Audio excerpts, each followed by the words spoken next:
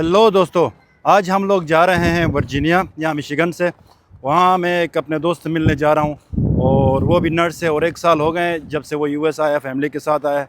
उससे जाके वहाँ जाके हम बातें भी करेंगे, जर्नी भी रिकॉर्ड करेंगे और यहाँ 1 साल उसका कैसा गुजरा ये चीज़ें भी पूछेंगे, ताकि इससे आप लोगों को भी फ़ायदा हो। आप लोग जब आ जाओ तो आप लोग इसके हिसाब से प्लानिंग कर सकते हो, क्या लर्निंग्स इनकी हो गई, क्या गलतियाँ हो गई, क्या अच्छी चीज़ें हो गई।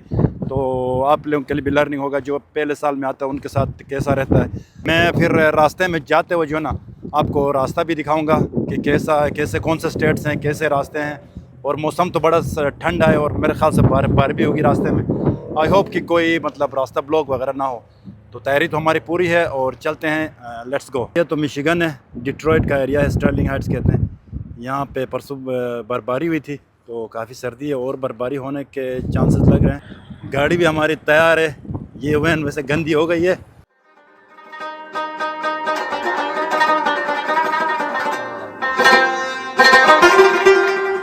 ये डिट्रॉइट का एरिया है और यहाँ पे जो ना ये देखें पुराने जो ना फैक्ट्रियाँ। डिट्रॉइट पहले अच्छा सिटी हुआ करता था, अभी जो ना इसके हालात ख़राब से अभी रिकवर करना शुरू किया है।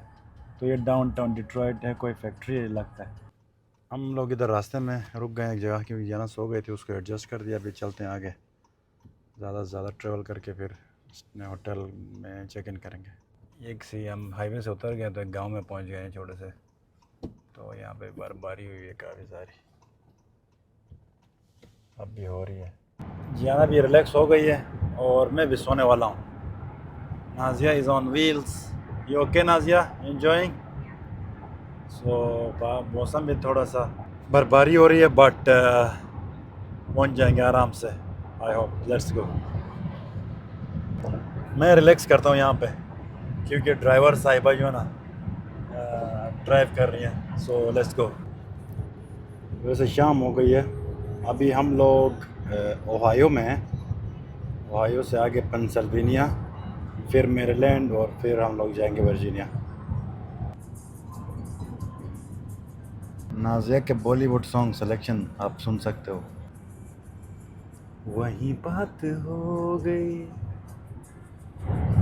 यहाँ पे हमने स्टॉप किया है। ये ओहायो जो क्लीवलैंड है, आपने सुना होगा क्लीवलैंड हॉस्पिटल, वो उसका जो शहर है उसके पास हम लोग रुके हैं। तो ये एक प्लाज़ा है, जैसे हाईवेज़ के साथ होता है वैसा एक है। अभी हम यहाँ से 2.5 घंटे और आगे जाएंगे, पेंसिल्वेनिया में हम स्टे करेंगे। पिट्सबर्ग एक शहर है वहाँ पे। और ये बड़ी अच्छी पार्किंग, यहाँ पे आरवीज़ भी थी, 2 आरवीज़। नेक्स्ट टाइम हमारा प्लान है कि कोई आरवी में हम जाएंगे, जैसे ये वाला है जिसमें लोग बैठ भी सकते हैं, ट्रेवल भी कर सकते हैं, अंदर सो भी सकते हैं, वॉशरूम भी होता है। ऐसा हम लेने का प्लान कर रहे हैं और ताकि उसमें ट्रेवल कर सकें और जहाँ पे भी रुकना चाहें वहाँ रुक सकें और अपना जो काम है उधर कर सकें। ये भी एक आरवी है लेकिन इस तरह का नहीं लेना है, इस तरह का लेना है जिसमें इंजन साथ हो, ताकि हम उसी में ट्रेवल भी कर सकें और जहाँ पे रुकना हो वहाँ रुक सकें और सो भी सकें कहीं अगर दिल करे तो। वो वाला आरवीज़ मैं दिखाना चाह रहा था आपको, लेकिन वो जो है ना निकल गए वो लोग। 2 आरवीज़ खड़ी थी, वो भी जब हम ट्रेवल करेंगे या वो लेने का जो प्रोसेस है वो भी मैं आपको बताऊंगा। अंदर तो बड़ी गर्मी है लेकिन बाहर बहुत सर्दी है। और यहाँ पे क्योंकि वाइपर्स का पानी जम गया है तो मैं ज़रा वो अंदर डाल दूँ, ताकि कोई अगर हमें वाइपर पे बारिश हो या बर्फबारी हो तो वो जमे नहीं। यहाँ पे गाड़ियों में जो है ना विंडशील्ड का फ्लूइड अलग से डालना होता है। गर्मियों में पानी से चल जाता है लेकिन सर्दियों में ख़ास कर ही डालना होता है, वरना ये भी जम जाएगा तो विंडशील्ड साफ़ कैसे होगा। ये स्टॉप का नाम प्लाज़ा है और उस दिन हम जब विस्कॉन्सिन गए थे उस वक्त भी मैंने आपको दिखाया था, वहाँ भी ऐसी जगह थी तो जिसमें सारे शॉप्स वगैरह होते हैं। तो ये भी एक्सप्लोर करते हैं, लेट्स सी। ये तो बड़ी प्यारी जगह है यहाँ पे। So let's get in.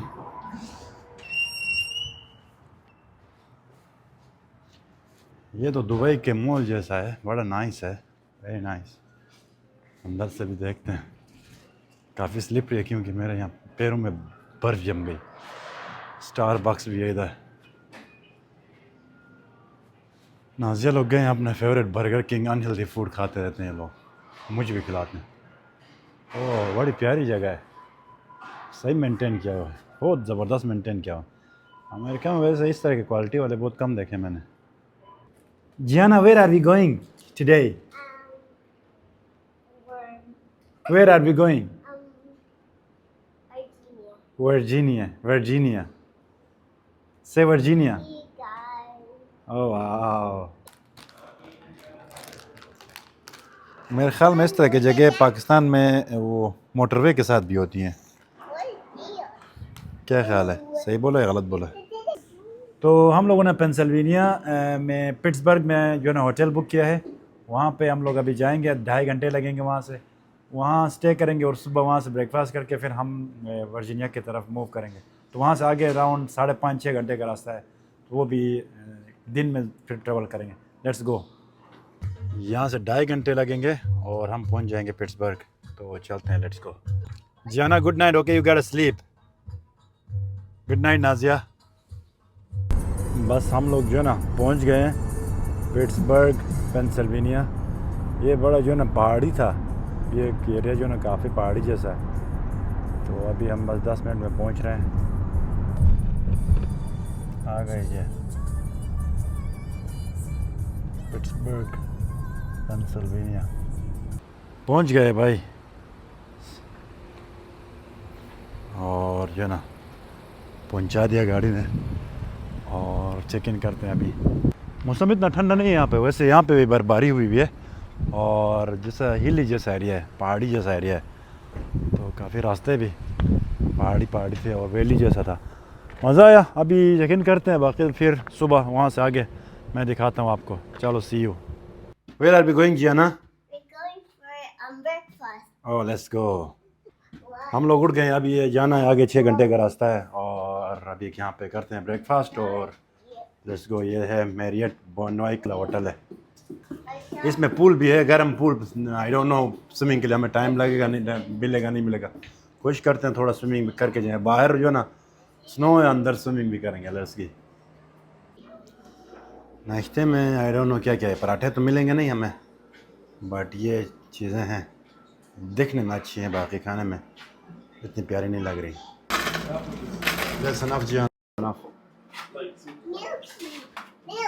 भाई हम तो पराठा खाना चाह रहे थे लेकिन मिला नहीं, बस ये खा लेंगे अभी। स्प्रिंग हिल नाम है इसका, इस होटल का। ये शहर से थोड़ा दूर है, क्यों हाईवे के साथ है। हम फिर शहर के अंदर जाते तो कुछ टाइम और लगता, तो इसलिए हमने यहाँ पे बुक किया। अभी चलते हैं, बस पैकिंग करके निकलते हैं रास्ते पे। जियाना को इधर काम की चीज़ें मिल गई हैं भाई, यहाँ से हट ही नहीं रही है। Gianna, what are you doing? खाला, what is it? Crayons. Spring Hill था, लोग यहाँ से निकलते हैं अभी। और मौसम तो बाहर ठंडा है, बट रास्ते जो है ना सूखे हुए हैं, क्योंकि यहाँ ये साल्ट वाल्ट डालते हैं। ये तो मरी जैसा है या गिलगित जैसा है ये जगह। ये एक हिली एरिया है और बड़ा ज़बरदस्त जगह है। रोड भी प्यारा सा, लेकिन ज़्यादा इसमें वो लैंड्स नहीं है, 2 ही हैं। ये है भाई पेंसिल्वेनिया।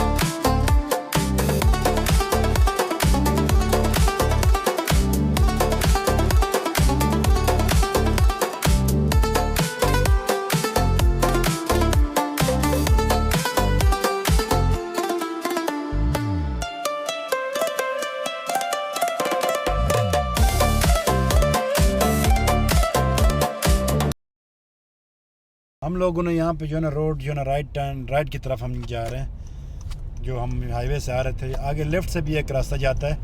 लेफ़्ट रास्ते से ये है कि भाई हम लोग मैरीलैंड क्रॉस करके जाएंगे। यहाँ से जो है ना मैरीलैंड क्रॉस नहीं करेंगे, सीधे सीधे वर्जीनिया की तरफ जाएंगे, वेस्ट वर्जीनिया कवर करके। और मज़े की बात यह है कि वेस्ट वर्जीनिया एक अलग स्टेट है और वर्जीनिया अलग स्टेट है। लगता है यहाँ पे रात को बर्फबारी हो गई है और काफ़ी सारे जो है ना स्नो दिख रही है आपको। रास्ते में जो है ना ये यूजुअली क्लियर करते हैं सॉल्ट डाल के। तो अभी हम छोटे से रास्ते से गुजर रहे हैं, आगे से फिर हाईवे में जो है ना हाईवे पे उतर जाएंगे।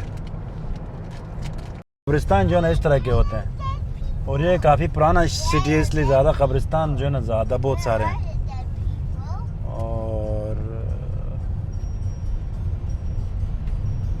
लेकिन लाइन से बने हुए हैं। और आगे रास्ते जो है ना बहुत मज़े के हैं यहाँ पे। ये हाईवे के बाहर रास्ते इस तरह के होते हैं। ये यहाँ पे जो है ना ट्रेन भी देख सकते हो आप लोग। इतनी पहाड़ी जगह है लेकिन फिर भी जो अमेरिका में हर जगह जो है ना ट्रेन चलते हैं।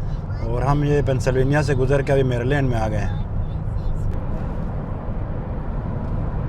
ये मैरीलैंड है और देख सकते हो आपका अमेज़ोन के जो है ना बॉक्स जो है ना इधर से गुजर के आते हैं ट्रेन से।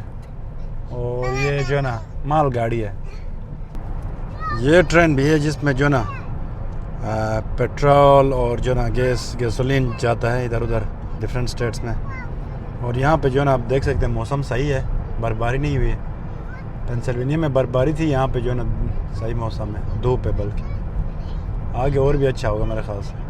ये आगे मैरीलैंड है और यहाँ से हम लोग वेस्ट वर्जीनिया में एंटर हो गए हैं। और यहाँ से आगे जाएंगे, एक गेस्ट स्टेशन पे हम लोग रुके और आगे से फिर वर्जीनिया में एंटर करेंगे।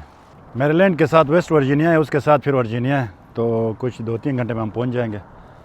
Let's go. यहाँ शायद शिकार के लिए लोग आते हैं, क्योंकि शिकार के जो है ना कपड़े पहन के जो है ना लोग गुजर रहे थे यहाँ से। गाड़ी भी गंदी हो गई, रास्ते में बहुत सारा नमक छिड़कते हैं ये लोग जब ये बर्फबारी होती है। तो ये जो अंकल ने पहना है ये जो है ना ये शिकार का जो वर्दी है, जो ऊपर वाला शर्ट है, बिल्कुल ये ऐसा लगता है जैसे जंगल के पत्तों की तरह। पेंट भी ऐसे ही पहनते हैं जब ये लोग शिकार के लिए जाते हैं। शिकार के लिए ये लोग पहले कहते हैं उसको स्काउट कहते हैं। पहले एक दिन पहले जाके वो देखते हैं कि कहाँ पे हैं या नहीं, अगले दिन जाके फिर शिकार करते हैं ये लोग।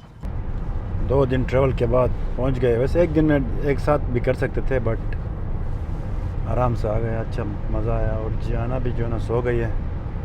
अभी हम ज़रा रास्ता पूरा करेंगे 3 घंटे में। और Nazia is on the wheels. Good job Nazia. पहाड़ी रास्ता ख़त्म हो गया, अभी जो है ना प्लेन्स आने लगे हैं। तो ये वेस्ट वर्जीनिया ख़त्म हो गया और वर्जीनिया की तरफ जा रहे हैं।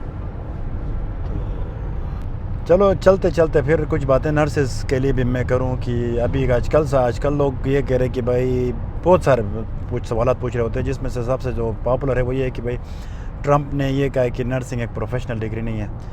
तो अभी न्यूज़ पढ़ना एक अच्छी बात है, लेकिन न्यूज़ पे हमेशा नज़र रखना बहुत एक नेगेटिव चीज़ है। न्यूज़ आपके लाइफ में इतना मैटर नहीं करता है। अगर इसने बोला है तो वो आपके सेहत पे क्या असर करेगा। जो बाहर से इमिग्रेशन हो रही है नर्सेज की, उससे उसका कोई ताल्लुक़ ही नहीं है, पहली बात। और अगर है भी तो ये एक्चुअली इसका ये है कि ये फेडरल जो है ना गवर्नमेंट जो है ना लोन्स देती है। यहाँ पे स्टूडेंट लोन्स कहते हैं, तकरीबन $1 ट्रिलियन का लोन है स्टूडेंट्स को दिया हुआ है। ये सबसे बड़ा लोन है मतलब अमेरिका का। और वो जो है ना वो ट्रंप चाहता है कि वो लोन जो है ना कंट्रोल करे। तो उसने एक कुछ प्रोफेशन जिसमें टीचर्स हैं और नर्सेज हैं उनको उस कैटेगरी से निकाल दिया कि उनको लोन तो मिल जाएंगे बट लोन रिबेट उन लोन को माफ़ कराते हैं लोग, और माफ़ कराते हैं, जिसकी वजह से वो गवर्नमेंट को बर्डन पड़ता है। तो उसने ये स्ट्रेटजी किया है कि भाई लोन लेंगे तो माफ़ नहीं होगा। तो इसके लिए स्ट्रेटजी ये बनाया कि उनको प्रोफेशनल डिग्री के लिस्ट से निकाल दिया। और इससे ये होगा कि भाई जो लोन माफ़ कराने के जो लोग प्लान करते हैं वो नहीं कर पाएंगे। और अगर कुछ लोग हो सकता है ऐसा भी हो कि कुछ लोग यहाँ पे नर्सिंग की तरफ कम जाएं। अगर ऐसा हो गया तो जो बाहर से आते हैं उनके लिए और एक अपॉर्चुनिटी है। तो इससे कोई आपको वो नहीं पड़ता, आपका नाम प्रोफेशनल हो नहीं हो वो डज़न्ट मैटर।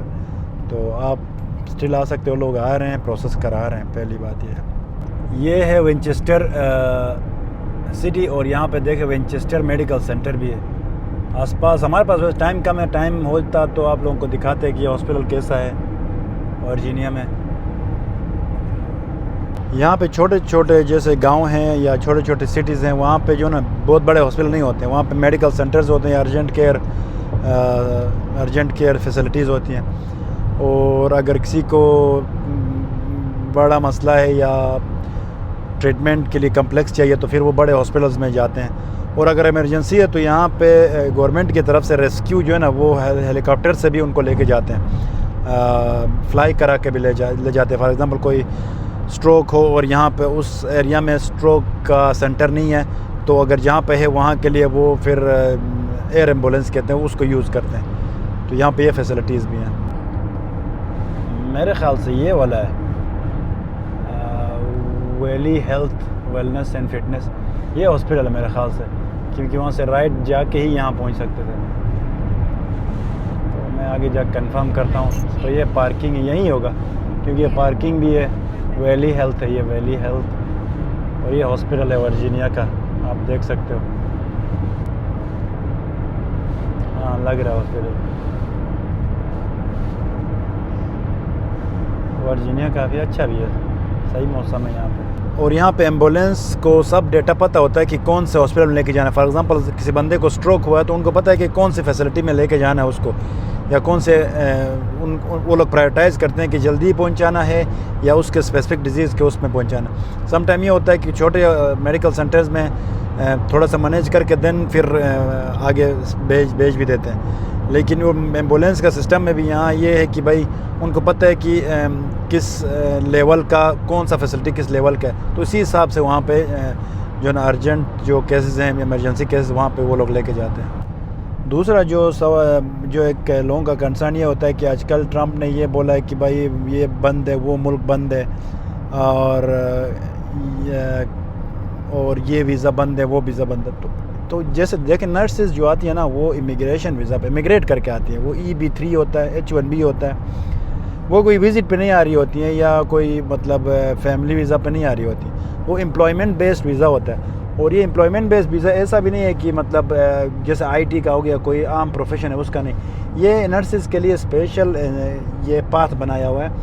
जो दूसरे प्रोफेशन है उनका 4 साल लगता है, और नर्सेज का जो ना 2 साल से पहले हो जाता है, EB3 स्पेशली, क्योंकि उसमें से एक बहुत बड़ा स्टेप है जिसमें 2 साल लगते हैं। आई थिंक वो लेबर का कुछ है, वो स्किप किया गया नर्सेज के लिए, ताकि यहाँ के जो बहुत शॉर्टेज है उसको टैकल करने के लिए ये कानून के बना के जो है ना लेजिस्लेचर कहते हैं, कानून बना के ये सिस्टम बनाया हुआ कि नर्सेज ईज़िली आ सकें या जल्दी आ सकें।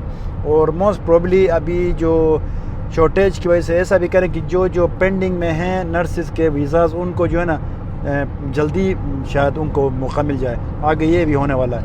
तो ये ट्रंप जो है ना, ट्रंप आपको ऐसा लगता है यार हर चीज़ जो है ना नेगेटिव करता है, ऐसा नहीं है। वो जो है ना वो स्ट्रेटजिक बंदा है, वो क्या करता है अपने मुल्क के लिए अच्छा करने की कोशिश करता है। जिस दिन उसको रियलाइज़ हो गया कि भाई नर्सेज की शॉर्टेज एक बहुत बड़ा मसला है, उसी दिन उसने ये ऐलान करना है कि भाई जो नर्सेज इमिग्रेशन के लिए पेंडिंग है सबको एक ही दिन में वीज़ा दे दो। या ऐसा भी हो सकता है, क्योंकि ये जो है ना हर काम पे जो है ना क्रिस्प और हार्ड जो है ना एक्शन लेता है, मतलब कोई चीज़ को रियलाइज़ होता है।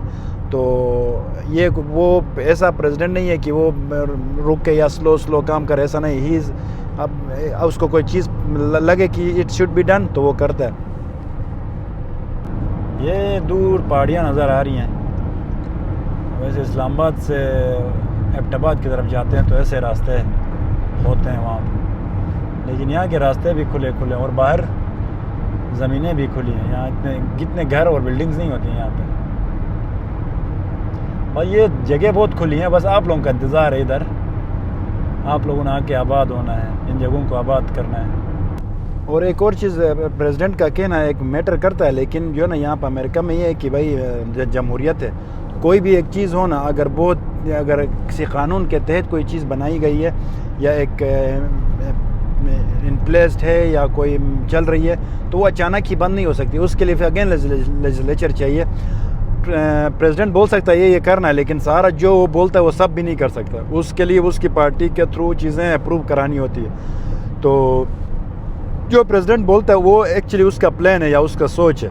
तो आगे जाके यहाँ ये भी होते हैं कि कुछ लोग जो है ना वो एतराज़ भी करते हैं कि भाई ये नहीं होना चाहिए, या कानूनी उस पर जो है ना वो केस करते हैं कि भाई ये कानून के तहत हुआ था, ये गैर कानूनी है करके। सम टाइम वो चीज़ें पीछे भी हो जाती हैं। तो ओवरऑल जो है ना वो अमेरिका के इमिग्रेशन जो है ना काफ़ी उसमें मसाइल हैं, उसको हल करने की कोशिश कर रही है। इससे जो है ना नर्सेस पे इतना अफेक्ट नहीं पड़ेगा। अभी रिसेंटली डॉक्टर्स का जो है ना H1B कैप एग्जम्प्टेड जो है ना वो H1B के जो फ़ीस हैं $100,000 बोला था, वो उसमें नहीं है। तो और मोस्ट प्रोबेबली नर्सेस का भी ऐसा ही होगा। और H1B एक तो 60,000-65,000 वीज़ा साल में जो है ना इशू होते हैं H1B के। अभी उसके प्राइस जो है ना 100,000 पर ईयर की है। तो मोस्ट प्रोबेबली वो कोई कम लोग उसमें अप्लाई करेंगे। और दूसरा जो नर्सेज जिस पर आती हैं वो कैप एग्जम्प्टेड होती है, वो जो 60,000 के अंदर नहीं आती, 60,000 के अलावा हैं वो लोग, और वो वाले वीज़ाज़ वो जितने भी हैं वो आ सकती हैं। वो ज़्यादातर टीचिंग हॉस्पिटल्स के पास होता है, और रिसर्च ऑर्गेनाइजेशंस के पास होता है, और वेलफेयर ऑर्गेनाइजेशन के पास वो होती है। तो इससे भी नर्सेज के उस पर कोई इफ़ेक्ट नहीं पड़ेगा। बस ये अमेरिका का एक क्लासिक रास्ता है, इसी तरह के बड़े बड़े रास्ते होते हैं।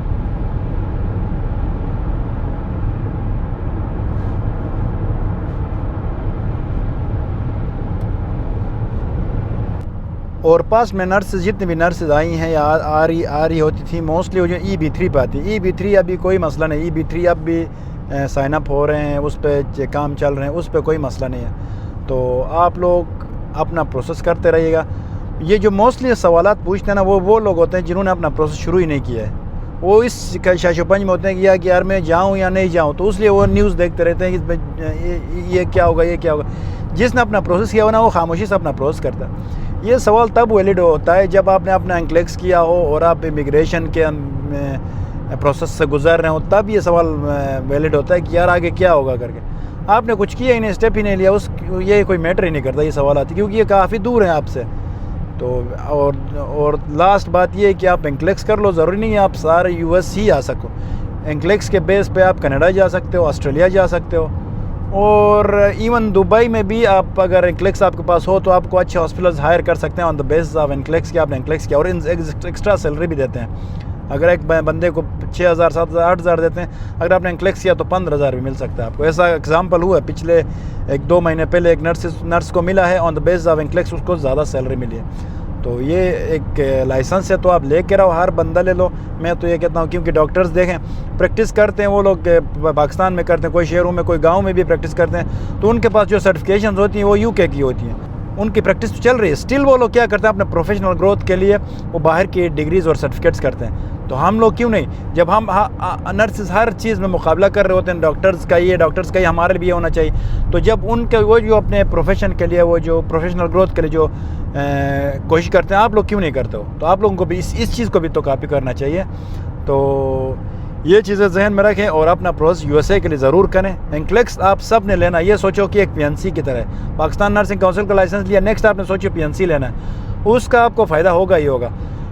कुछ ना हो तो आप एटलीस्ट जो US बाहर जाते हैं उनको पढ़ा तो सकते हो आप लोग। तो इट्स अ गुड थिंग। ये ऐसा इन्वेस्टमेंट है कि आप कभी रिग्रेट नहीं करोगे। तो मेरी तरफ से आप सबको बेस्ट ऑफ लक, और मैं बाकी रास्ता भी आपको दिखाता जाऊंगा। और चलते हैं, अभी थोड़ा एंटरटेनमेंट भी करते हैं। बस ये आ गए ये अपार्टमेंट्स में। यहाँ पे मेरा दोस्त है तो उससे भी मुलाकात करेंगे। अहमद यार लोगों का अपार्टमेंट जो ना, और ये अहमद की गाड़ी है, पिछले साल इन्होंने ली है 2025 कैमरी। मैंने तो इसको मना किया था कि नई गाड़ी नहीं लेना, बट इन्होंने ले ली है। बट ये भी अच्छी बात है। मैं अंदर से एक दफ़ा भी दिखाता हूँ, और ये है अंदर से। तो अंदर से ये हाइब्रिड है, तो बड़ी कंफर्टेबल है। ये है अहमद लोगों का बैकयार्ड। अपार्टमेंट्स इस तरह के होते हैं यहाँ पे, और ये आगे टाउन होम्स कहते हैं, टाउन हाउसेस कहते हैं, और इस तरफ अपार्टमेंट्स हैं, और काफ़ी स्पेस होती है यहाँ पे। अभी तो सर्दियाँ है और बर्फबारी हुई है, वरना यहाँ पे ग्रास वास होता है, और दरख्त भी काफ़ी पुराने हैं यहाँ के। जगह बहुत पुरानी है ये रिचमंड। जी अहमद, हम लोग कहाँ जा रहे हैं आज? आज हम जाएंगे सर इंशाल्लाह रिचमंड कम्युनिटी लाइब्रेरी सेंटर में। आपको हम रिचमंड से और कम्युनिटी सेंटर भी जाना है? कराएंगे, बिल्कुल। बच्चों को हमने कम्युनिटी सेंटर लेके जाना है, उनको लाइब्रेरी दिखाना है। तो आप नर्सेज को ये बताना चाहते हो कि या रिचमंड या वर्जीनिया आ जाओ? डू यू वेलकम देम और यू से कि भाई आप नहीं आओ?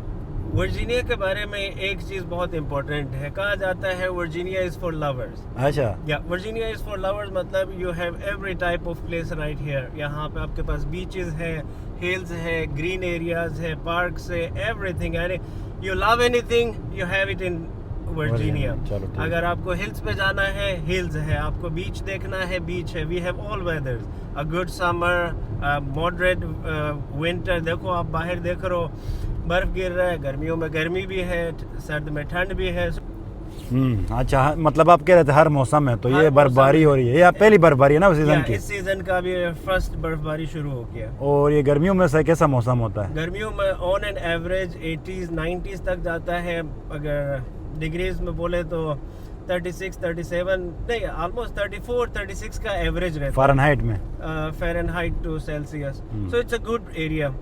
अगर आपको ज़्यादा गर्म भी नहीं चाहिए, ज़्यादा ठंड भी नहीं चाहिए, और आपको हर चीज़ एंजॉय करना है, it's the right place. Alright. Greenery top class, people very friendly, और सबसे इम्पोर्टेंट यहाँ ट्रैफिक नहीं है। Without traffic, good roads, driving आप न्यू हो, ड्राइविंग के लिए बहुत अच्छा है, easy to learn. So overall it's a good area. All right. To चलो start your life, to raise your kids. चलो वेल, अगर कोई यहाँ आना चाहते तो आपसे हम कनेक्ट कराएंगे, ठीक है? फिर आगे बात करते हैं। ये ट्रक है जो ना, ये जो ना यहाँ पे नमक छिड़कती है रास्ते पे, ताकि जो ना बर्फबारी हो या बर्फ़ जम जाए तो वो पिघल जाए। ये भाई रिचमंड बड़ा प्यारा इसका सीन लग रहा है। आसपास जो ना पाइन ट्रीज़ हैं और बीच में हाईवे है। हम यहाँ आए हुए हैं किड्स एम्पायर में, तो यहाँ थोड़ी देर ये लोग फ़न करेंगे। ये वाला अहमद लोगों का अपार्टमेंट है। अभी हम लोग निकलने वाले हैं वापस मिशिगन की तरफ। और 2 बेडरूम अपार्टमेंट है, और प्राइस के हिसाब से बताएं तो ये यहाँ पे मिलता है अराउंड $1650 पर मंथ का। यहाँ अपार्टमेंट इस तरह के होते हैं, काफ़ी स्पेस होता है, पार्किंग भी होती है, और साथ में एक क्लब हाउस भी होता है जिसमें जिम वगैरह और पूल भी है आगे। अभी तो सर्दियाँ हैं, पूल बंद है। और ये सारी कम्युनिटी है।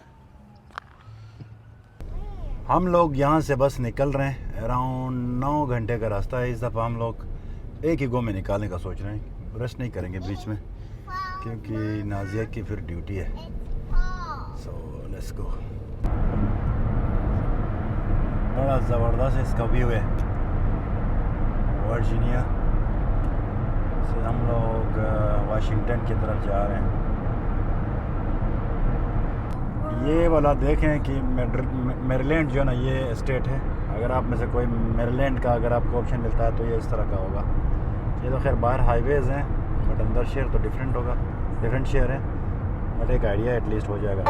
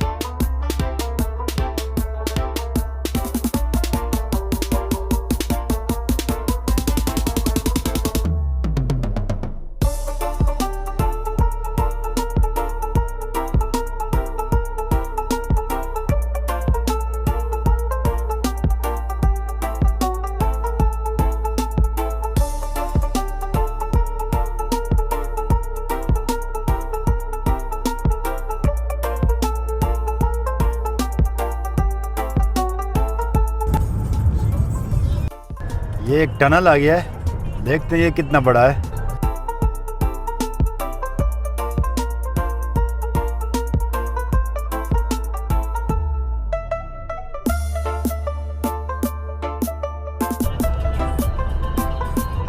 ये काफ़ी बड़ा टनल था, शायद किसी पहाड़ी के नीचे से बना है।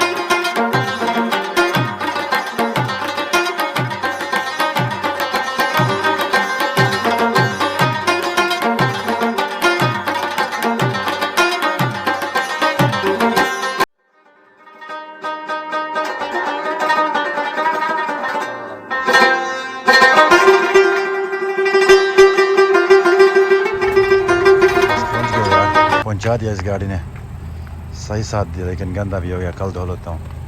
तो कमेंट करिएगा कैसा लगा, और अगले हफ्ते बल्कि अगले महीने हम लोग मॉन्ट्रियल जा रहे हैं, वो भी दिखा देता हूँ।